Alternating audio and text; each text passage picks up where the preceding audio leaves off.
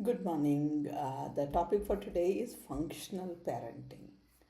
And we have been talking about parenting, and most of the times it has been about functional parenting without actually coining that term. It just came up to me last week when I was talking to a nutritionist friend of mine. She practices anthroposophical nutrition, and I was curious to find out what is this anthroposophical nutrition. We do practice, Waldorf is anthroposophical education, and the curative education applied to special needs children. So we have adopted anthroposophical principles. But then functional nutrition was a new term to me. She talked about everything she does, and finally, when the question was, how do I go about? Where do I begin? She was like, I practice functional nutrition. And then she went on to say, it's like functional medicine. Like, wow. And we do that all the time too. When I break my arm or in an accident, I definitely go get an allopathic treatment. However staunch believer I am in any other alternative form of medicine. And once the basic problem is healed, stabilized, then I can go in for massage, acupuncture, Ayurveda, whatever. So I'm mixing and matching what works best. We have functional clothing, that trend came up, mix and match, see what works, right? So what's functional parenting? I used to conduct classes for spoken English, and we call it functional English. That had come, probably about 20, 25 years ago, when we had to just manage enough to understand and speak. A friend of mine was sharing, she is a school owner. She used to source materials from China, and it seems when they visited the factories over there to get cheap deals, the sales girls there hardly spoke English, but they had excellent functional English. They would put on the prices would be all put on, and then they would have this: if you buy something worth 1 lakh, you get 10% discount, 2 lakhs, 25% discount, no bargaining. I mean, the minute you selected furniture, she would all tally it up and give you this final number with a 30-minute window. You buy within 30 minutes, this is the price, else we go back to the original price. No negotiations, no haggling, like how we do in typical businesses here. I give you so much of business, I keep coming back to you year after year, I am your favorite customer. None of that. Now, should just hand in, you decided in 30 minutes. Beautiful. Functional English worked, and she would, that sales girls would manage crores worth of business in a day with their basic functional English. So similarly, we are looking at parenting. Just like how we have this functional everything and we have functional kitchen. I do have certain ways that I want to cook, but then today the power is out, there is the coconut in the refrigerator has gone bad, I cannot make chutney with dosa, and I become functional there. So functional parenting is also that: understand that whole system. Understand that you want breakfast, understand that you want to sell this furniture, understand that you want to heal within certain amount of time, understand the whole child. Not isolated problems. Children may be throwing tantrums, understand why. And that's why we go back to, again, anthroposophical way of understanding child development.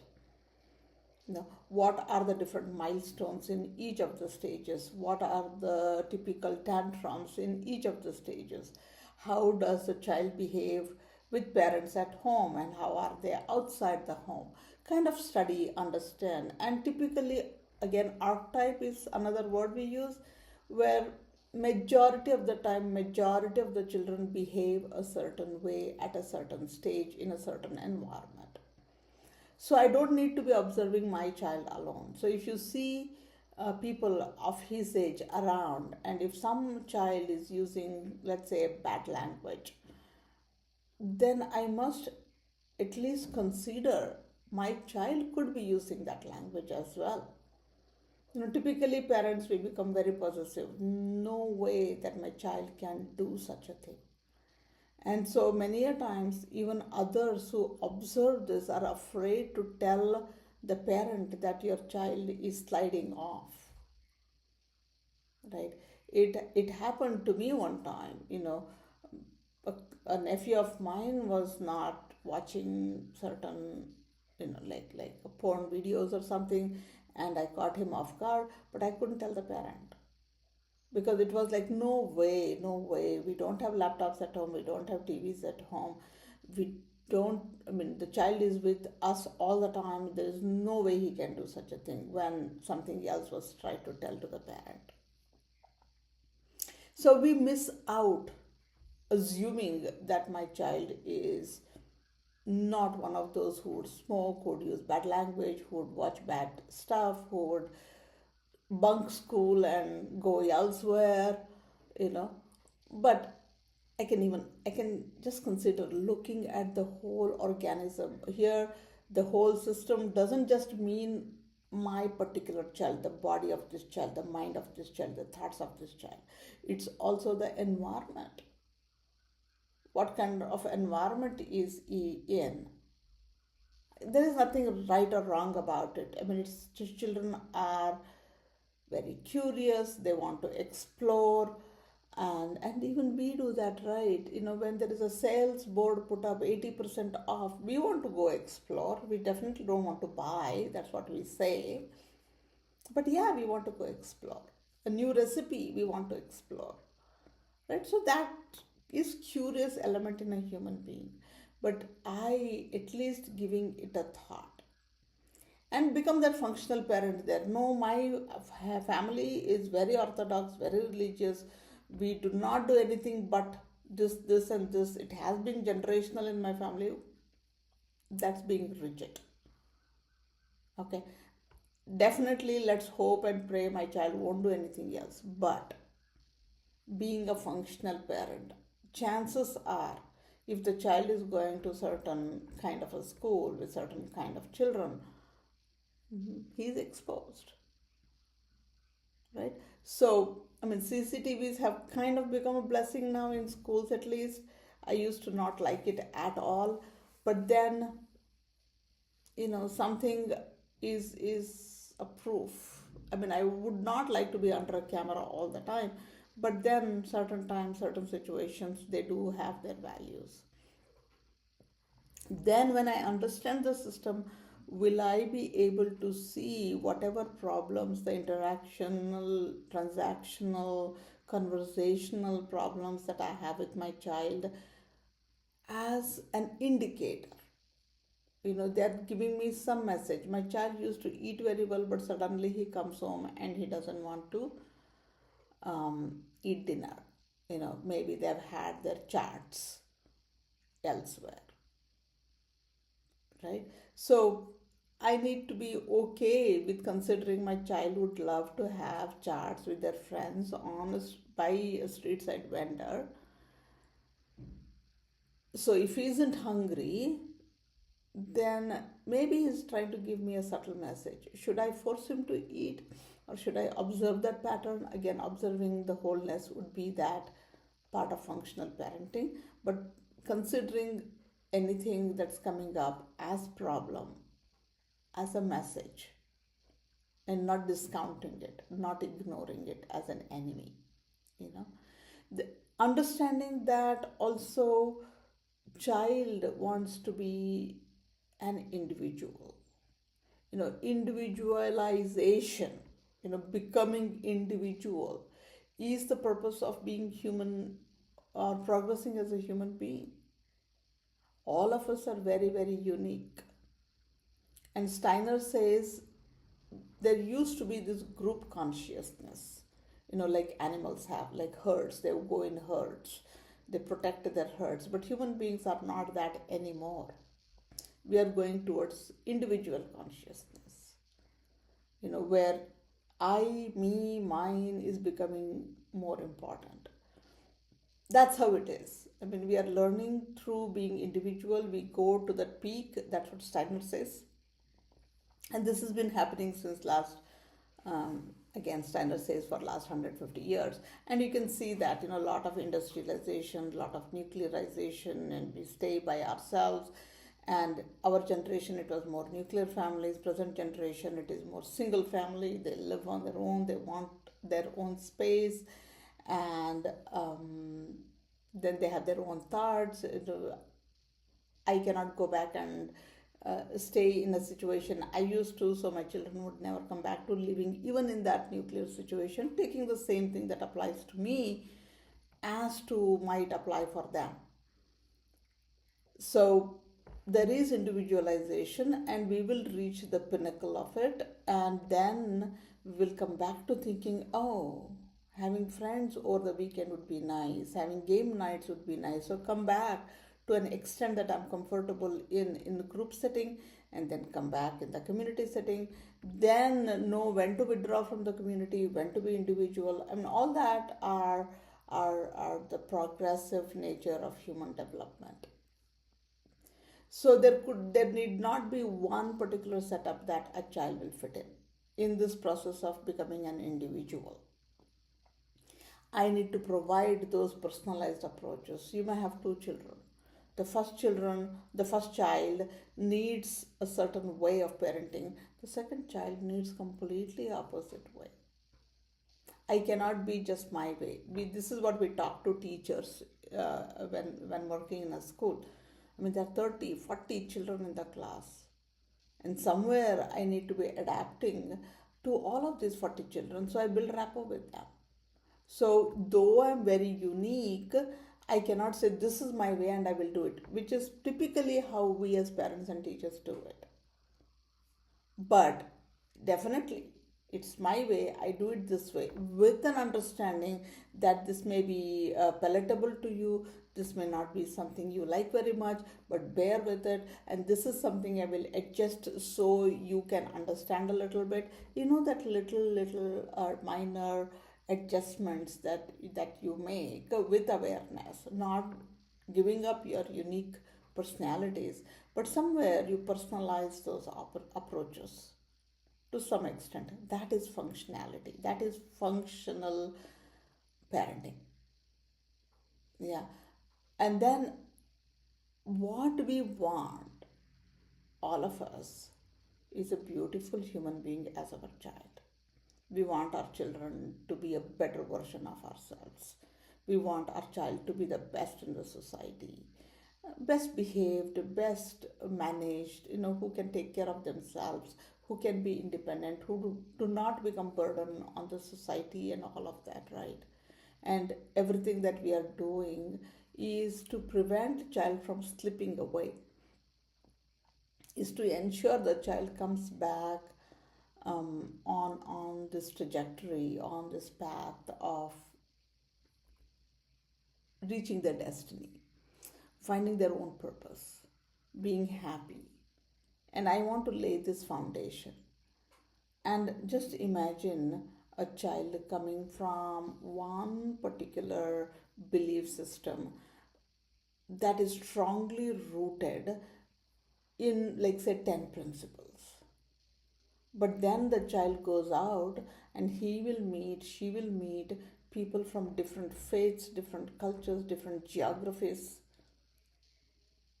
And their 10 principles are so strong that they may have to fight against the community they'll step into.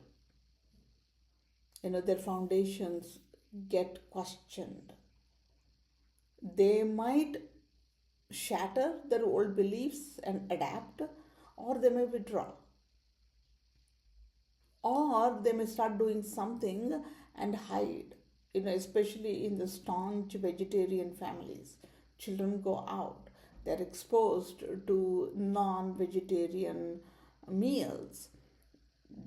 They may not like it, they may not try it, some will never try it, some are happy with being vegetarian, but then some are tempted.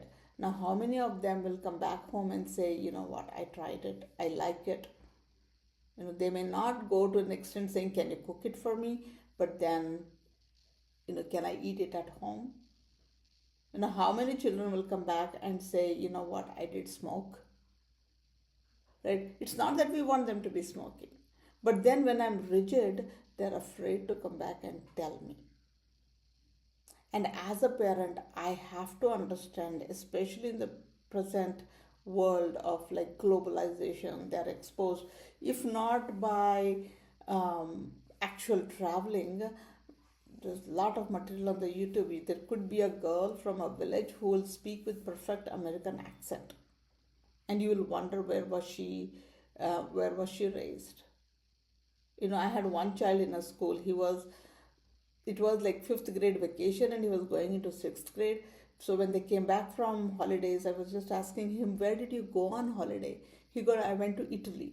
He said, "Wow."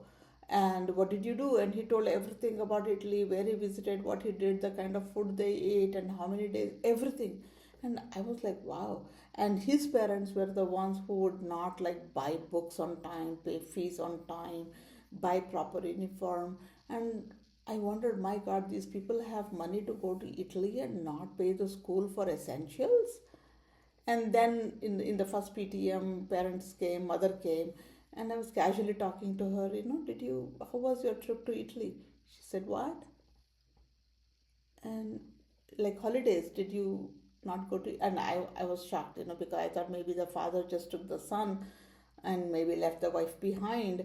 And she said, no. Then I forget the name of the child, but where was he then in holiday? She said he went to grandma's house. Like, wow. The child had made up this whole story. That's fine. I mean, that's imagination, that's great research, and that's great memorization. But it was presented so beautifully that I was fooled. So foundations have to be strong. That's part of functional parenting. The more I become rigid, the more chances are that my foundations will be um, lopsided. You know, so then as a functional parent, right? I need to practice because there is no dependency on one particular way. I mean, I'm free to pick and choose from different practices, what works best.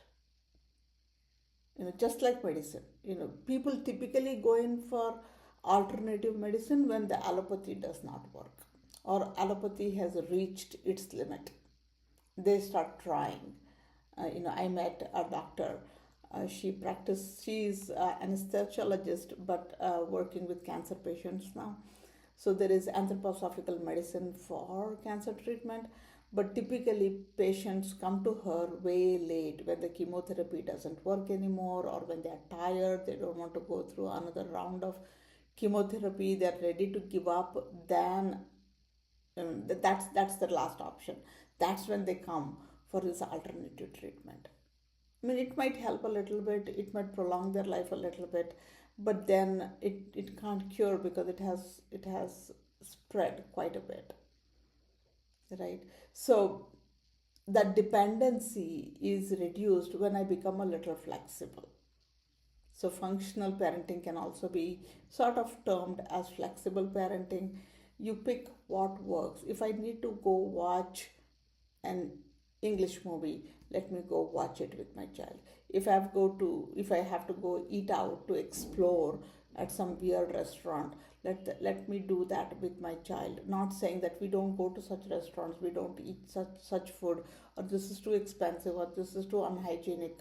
I mean, those are all definitely valued principles. You should bring them as matter of conversation, but the child should also feel that my parents are flexible, they're functional. Then whatever I try, I can come back and share with my parents.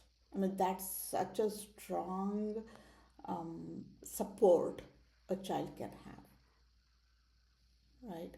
And also understanding that these are all times, unfolding times, globalization, um, and child development is also unfolding over a period of good 25 to 28 years. It's a long time.